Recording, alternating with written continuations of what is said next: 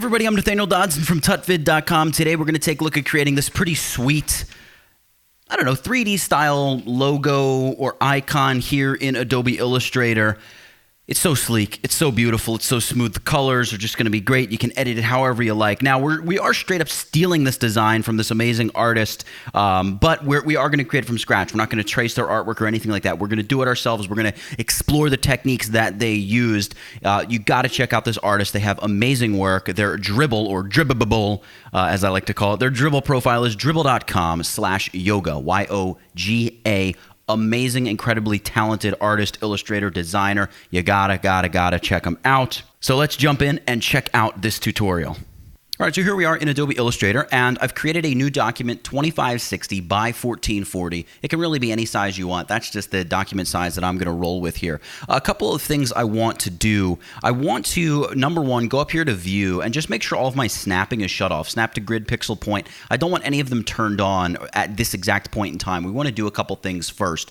Next, we're going to slide over here, and underneath our rectangle tool, we have the ellipse tool. I want to create an ellipse. And just to keep things simple, what I'm going to do is, here you can see I've got my fill. I'm just going to move down here and set my fill. Actually, I'm not going to set my fill to none. Let's just give our fill any old color. I'm going to go with like a bright magenta here. I want to select my stroke here and just get rid of that. So I'm going to set that to none so it's not distracting us. Click a single time, and we want to set our ellipse to the size of 400 by 400. This is just the size that's going to work well for this tutorial, and if you're following along, I would recommend you just follow along at the exact size that I'm using so there's no confusion. Let me zoom in a little bit here.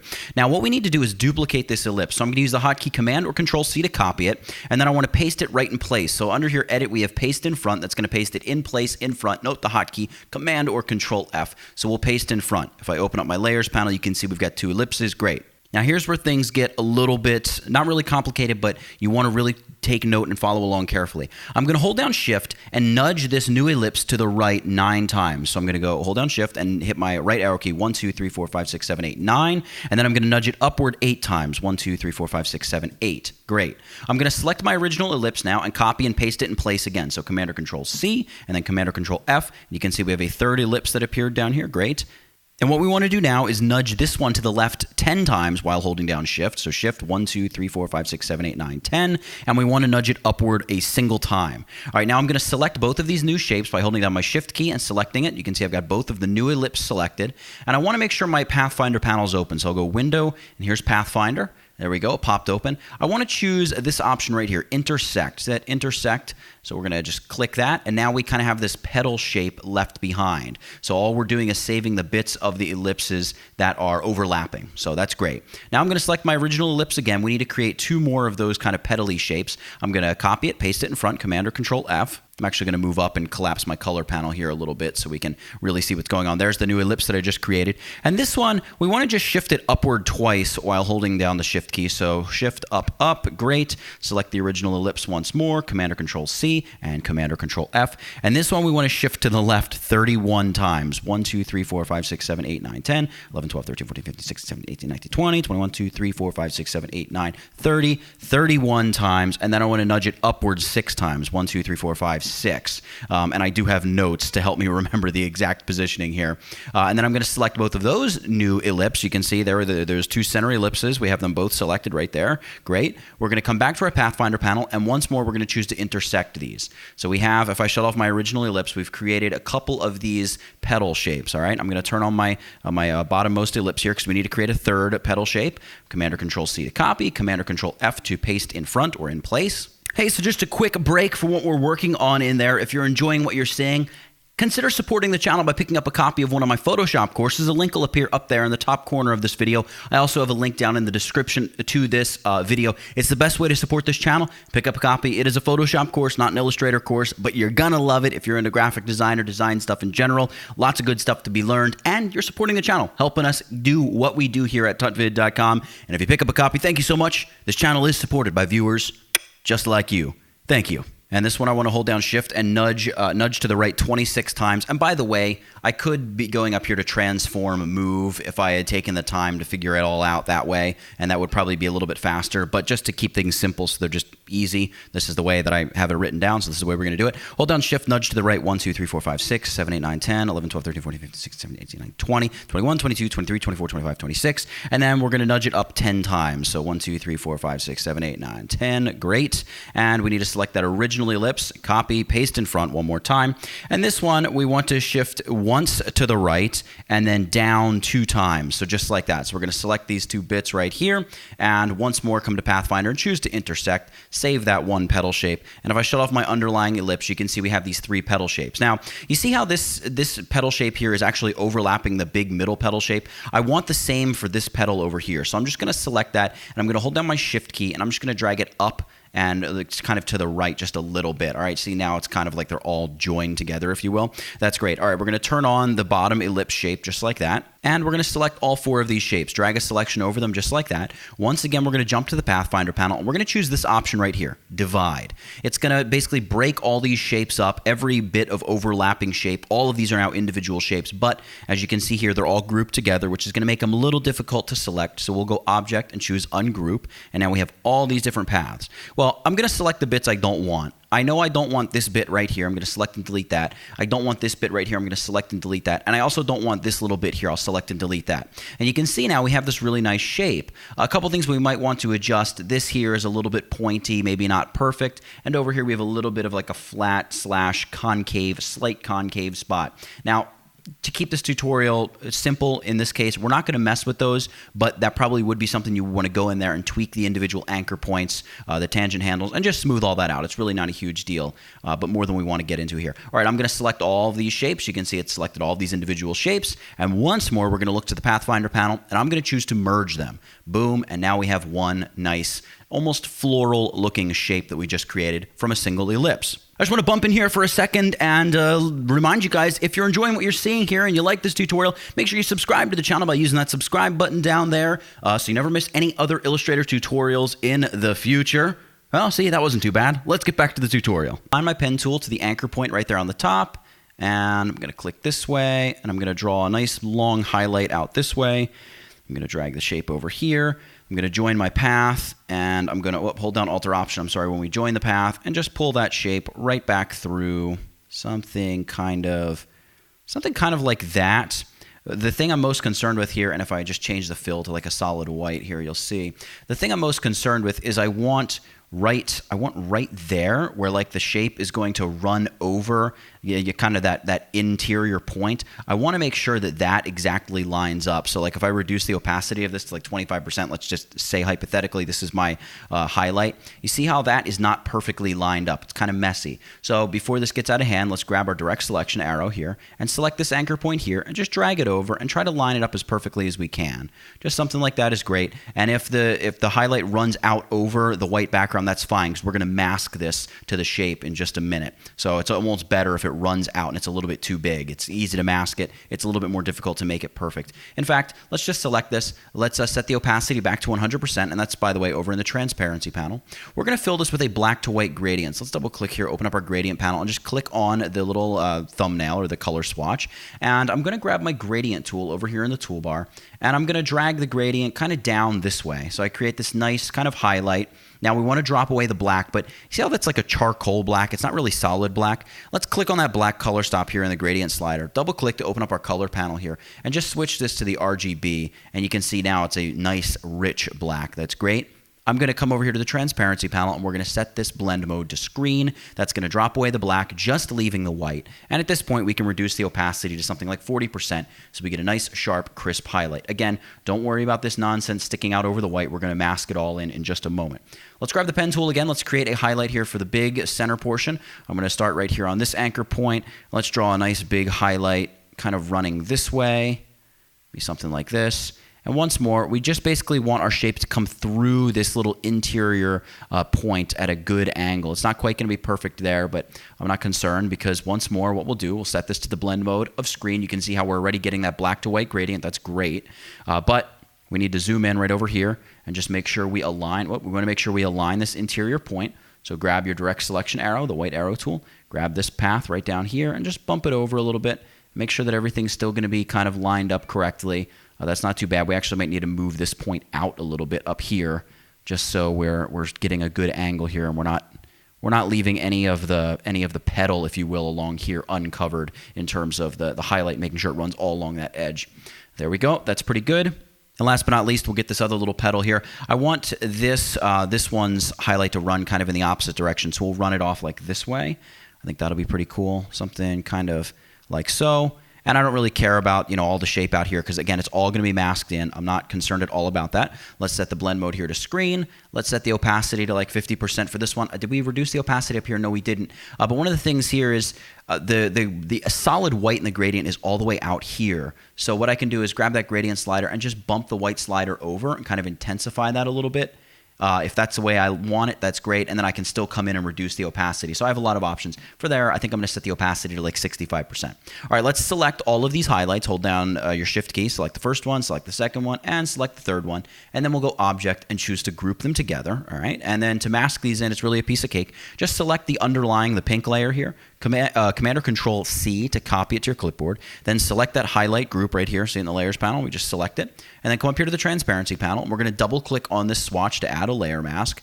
And now we're going to go Edit, Paste in Front. It's going to paste that pink shape right in place. Now, it's filled with pink, which isn't going to show through 100%. So let's just double click over here on our Fill Color swatch and just make sure we set this to complete solid white. And there are our highlights looking beautiful. Now just come over here and select this thumbnail to get back to sort of normal editing mode. And we have our base shape created. All right, so let's turn the grid on, and we're going to use a little bit of snapping for this next step. You can really see that little kind of like not perfect curve is really bugging me, but I'm going to try to ignore it here. I'm going to come up here to Illustrator and choose Preferences, and I'm going to go to Guides and Grid. Now, if you're on a Windows machine, this is going to be under the Edit menu, and it'll be down here somewhere. You'll have your Preferences, Guides, and Grid. And I want to make sure, number one, grids and back, we want that to be checked off. We want to see the grids in front of our artwork. We want to have a grid line every 50 pixels with 5 subdivisions. This basically means that when I turn the grid on, we're going to have a grid line every 10 pixels. Remember, we made our initial shape here 400 pixels across, so it's going to be kind of useful for us to have all this. I'm going to go View. I'm going to come right down here to Show Grid. It's going to turn that grid on. You can see that's great. And I'm also going to go View and choose to Snap to Grid. So at this point, I can just select all of this artwork, the highlights and this, and I can try to snap them into place and just see. They should fit side to side just about perfectly between grid lines, right? That's lined up with that grid line. That's right there lined up with that grid line. I know at the top things get a little funky because we extended the shape and kind of morphed it a little bit, but everything else should be lined up pretty well. Now what we need to do is create a few different ellipses. So I'm going to click once, and I'm going to create a 150 by 150 pixel ellipse. I'm going to hit OK, and we can make this any color. So maybe I'll make this yellow just so it really shows on top of our pink shape here. And I'm going to drag this down, and I'm going to just kind of click it into place right here. So the idea is that I want it to be about halfway up my shape when I consider it top to bottom. And because I've snapped the grid turned on, it'll really snap into place pretty nicely and be aligned, virtually perfectly with that edge. So that's great. I need to create another ellipse now. I'm going to click, and I'm going to make this one 100 by 100 pixels. And I'm going to do the same thing with this. I'm going to align it to the middle, but over on the other side of my little pink shape here. So you can see I got my larger ellipse on the left, the smaller one on the right. And if I hit Command or Control R to bring out the rulers, and I drag a ruler down, you can see that the middle of the circles are just kind of perfectly riding right across there. At least I'm pretty sure that's the exact middle. Maybe the exact middle is a little up. But it's close enough. It'll work for our purposes here. Oops, I'm going to redo that. I didn't mean to undo that. I'm going to hide my rulers, Command or Control R. We need to create another circle, so I'm going to grab the ellipse tool. I'm going to click here. I'm going to make this one 80 pixels by 80 pixels. I'm going to hit OK. And I want to basically, this is going to be sort of the bird's head. So I want to place this kind of somewhere up, I don't know, around the middle area of this center petal shape, just like that. Now we need to create one final ellipse, and this one's going to be 40 pixels by 40 pixels. And basically all I need from this is the center top point. So right where that center top anchor handle is, I want that to be aligned with the center left point of the ellipse that I just dragged into place. So kind of it'll be sitting right there. So we'll drag this down, and because Smart Guides and Snap to Grid are turned on, it should be relatively easy to make that happen. So you can see there, we have these few different shapes in place. Now this doesn't look like anything special, but this is all part of drawing with shapes as guides. And this is also another reason why it's really nice to have Smart Guides turned on here. What I'm going to do is I'm going to select these 4 ellipses, just like this, and I'm going to go View, and I'm going to choose guides, and I'm going to choose make guides. I want to convert these shapes to guides, and you can see, well, it's difficult to see, but they're blue outlines. In fact, it's so difficult to see. I'm going to change the color of my underlying shape here. Maybe I'll make it more of like this, a tannish color or something like that. Maybe I'll make it more of an orangey color, just like that. So you can see these guides that we have in place. You know, actually, that's maybe a bad color to work with. It's difficult to really see. I'll go with like a light green. That might be a little bit easier. All right, so we have all of these different outlines, and now we're ready to take our pen tool and begin drawing what's going to be a not super complicated shape, but semi-complicated shape. So I'm going to grab the pen tool here. I want to, maybe I'll change the fill here to something like white. In fact, actually, you know what I'm going to do? I'm going to get rid of the fill altogether. We're going to swap the fill and the stroke. I'm just going to draw with a stroke because it'll just be less distracting, and I'll maybe make the stroke, I'm going to make the stroke bright blue just so we can really see it. So what I'm going to do here, and because I have my smart guides turned on, and actually at this point, probably snap the grid. It's going to be best if we shut that off. Because I have smart guides turned on, I can drag a path from exactly where those paths intersect. See how it says, look, that's the intersection point? Great. So I'm going to click there, and I'm going to hold down Shift and drag down to about right there, and then I'm going to loop around to somewhere right around, I don't know, maybe here. We don't have to exactly follow our path. Our path is more or less a general idea of where we want to be. You know what? I'm actually going to take the path right there. You can see I'm going to just loop that right in there, and then I'm going to loop all the way up. And what I want to do is the kind of furthest left point on this smallest circle is going to be the tip of the bird's beak. So I'm going to intersect with that right about there or so, and I'm just going to drag that over nice and smooth. Now I'm going to hold down my Alt-Option key, and I'm going to click on that anchor point because I want to retract that tangent handle right there. Alt-Option to just get rid of that, and then I'm going to come over here, and somewhere along this line, I'm going to create a nice little beak, just kind of something like that. Hold down Alt-Option, and actually I'm going to pull out a tangent handle. Maybe actually I'll pull it straight up, something right about there. And then we're going to come over the top of this circle guide to make the top of the bird's head. Something like that should be pretty good. And then I want the back of the bird to kind of basically loop around this circle down here. So I'm going to come down here to the intersection point. I'm going to say, yep, loop right around it maybe that way. And then we'll come all the way out here, and I'll just drag this out to create a nice kind of just sharp point coming out of the shape. And then we'll just drag this or click, add a bunch of anchor points, loop all the way around here, and complete our path. So at this point, I'm going to try just hiding my guides, and let's see what we've got. Let's go View and just choose Guides and choose to hide the guides. This isn't going to get rid of them. It's just going to hide them. And we can like look over our shape. It's not quite the way I want it to be, but I think it's close enough that we can really work on it and clean this up a little bit. So in order to make this a little bit more like it's going to be, let's go ahead and swap the fill and the stroke at this point. So we're going to fill it with solid blue. You can see it kind of looks a little rough. We'll clean it up though. But most of all, we really want to mask it to our original sort of lotus, I don't know, flowery looking shape. So I'm going to select that green shape. Once more, we'll go Edit, Copy. We're going to select our bird outline bit. We're going to double click over here to add our layer mask. And I'm going to go Edit, Paste in Front, and we're just going to fill this with white. So we're going to come over here and make sure we double click on the fill, set it to just solid white. Great, hit OK, and then select our little thumbnail right here to get back to normal editing. All right, now what we can do, I kind of like the way it's coming in and out on the sides. That's nice and smooth. I'm going to grab my direct selection tool here. The top of the bird's head needs to be flattened out a little bit. So I'm going to select this anchor point here, and let's just let's choose to change this a little bit, maybe something like that. The bird's beak could stand to be a little bit longer, maybe something kind of like that. Let's try to drag out the handle there, really change the angle of that. And this is where you come in and you really just tweak. You really tweak and you adjust the actual path itself. I'm going to pull this straight up, maybe round off the top of the bird's head a little bit. This part of the head is not coming together quite like I want it to. I'm going to hold down Alt-Option here and just try to adjust just ever so slightly. Something like that.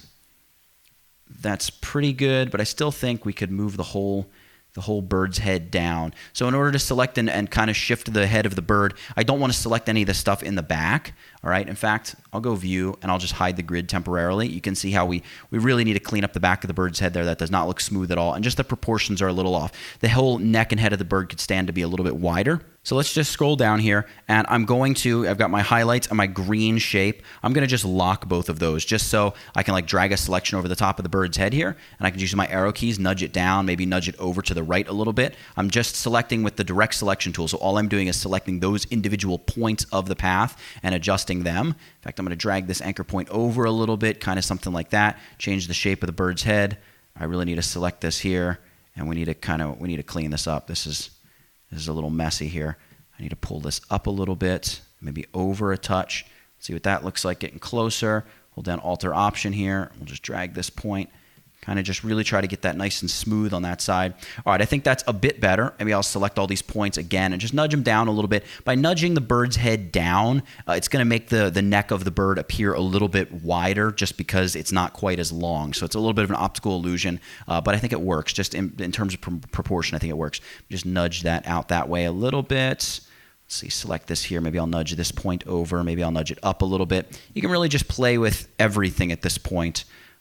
I'm going to pull this handle over, kind of sharpen the fall that comes off the back of the bird's head there. All right, that's pretty cool. I think that'll be the shape of the bird that we settle with in this case. I want to, before I do anything here, I want to punch an eye here in the side of the bird's head. Sounds very violent, but it's nice and peaceful here for our bird. So I'm going to take a little circle, maybe about that big, and basically I'm choosing to put it there because I want to align almost the center of the eyeball with right here at the top of the beak. That's kind of my rationale for putting the eyeball where I have it, and then kind of just move it back far enough into the head so it looks somewhat normal. And then Shift, select the bird, go to the Pathfinder panel, and just choose this option here, minus front, to punch that hole. Now you're going to see here we got a new shape, so we're going to have to remask our compound path, that is. So just select that green shape in the back. Well, we have to unlock it. Select that green shape in the back. Command or Control C to copy it. Select the compound path. Let's just double click to add a mask. Command or Control F to paste in front, and then just double click to change the fill to a solid white. All right, so there we go. We've got the blue bird on the green shape. We really haven't messed with colors yet, but we'll get colorizing in a second. Let's select the blue bird thumbnail here to get back to our editing mode. Now you can see here, if we take a quick peek, I'm going to collapse Pathfinder for a moment. We got these 4 ellipses here, these 4 ellipse layers. Those are our guides. So if I come here to view and turn the guides back on, guides, show guides, you can see those turn back on. And you can see we very loosely followed them. We had to adjust our path a little bit, but they gave us a good point at which to begin, which is the reason I love using guides to help me create kind of these free-form shapes. It can really help constrain you. And if you know anything about the golden ratio, you can really use them when you're messing around with the golden ratio to really create beautiful shapes. We didn't really golden ratio this out, but we certainly got some. We got a nice shape out of it. I'll put it to you that way. So I'll unlock my highlights here as well. Let's go ahead now and add some color to the background shape. Well, certainly not the green color. Let's go to the gradient here, and let's fill it with a gradient. We'll adjust the angle and everything of the gradient. If you like the normal black to white, hey, stick with black and white by all means. I want to set the white color stop here. I want to just double-click on the white. Well, not double-click on it, just single-click it. I'm used to double-clicking for some reason. I'm going to double-click here to open up the color panel, and I'm going to select this little top right flyout menu and choose RGB, and I want to change the white color stop to 00 FFFF.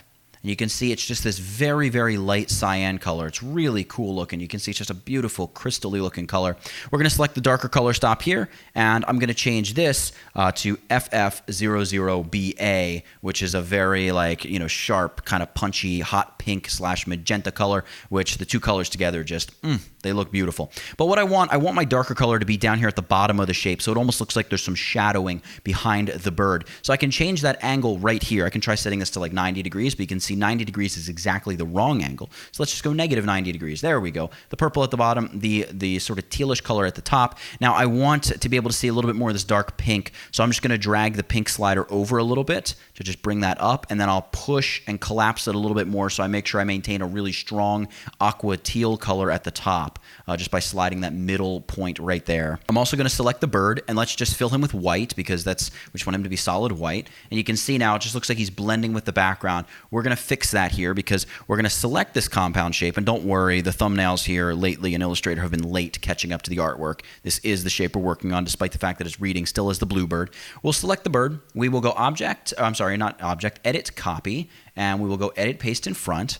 And this compound path in front, we're now going to fill with a gradient. So let's just click on the gradient thumbnail here, and it's going to give us that same aqua to dark magenta colored thumbnail, but I want to change a couple things. Number one, I want to just drag the magenta all the way back over and drag my center point back to about 50%. You can see the location marker there. About 50% is fine. We're going to tweak and adjust this here in a moment. I'm most interested, number one, in setting the teal slider to white. So just drag the top slider over so all three of our numbers are 255. That's going to give us solid white. That's great. But we also want to change the type to radial gradient.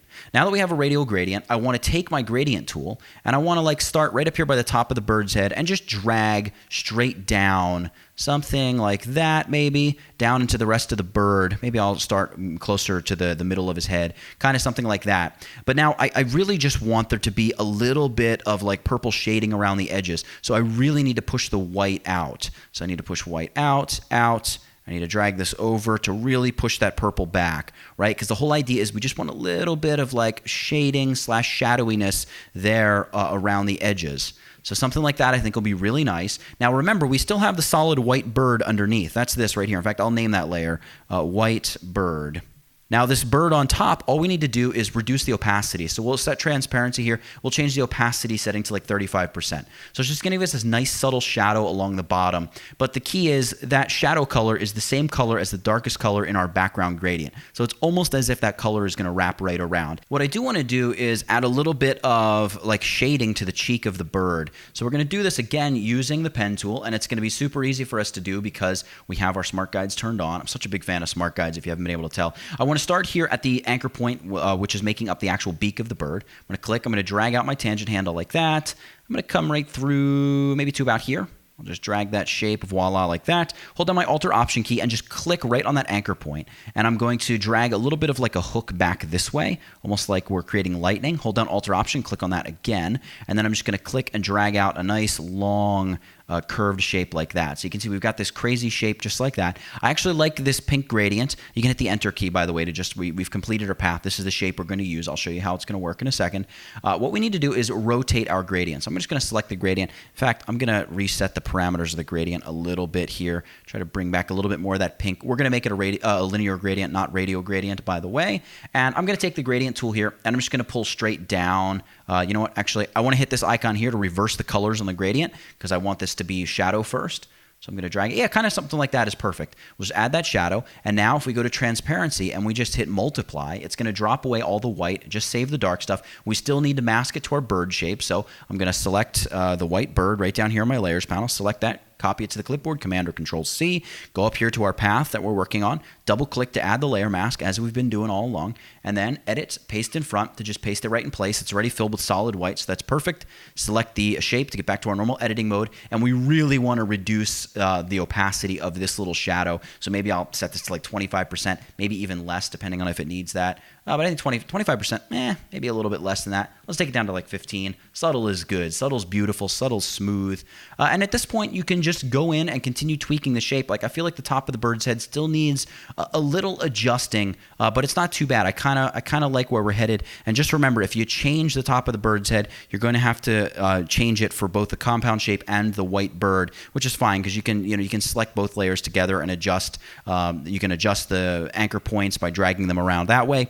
Or you can just duplicate, like if you just edit the white bird, you can duplicate that layer and then just use your eyedropper tool and sample the gradient on this layer, and it'll sample it exactly as you have it placed, and it'll just work out really, really nicely. So you can see there's an outline of what we created, and there is the final finished effect. If I just zoom out, you can really get a good idea of what we just made.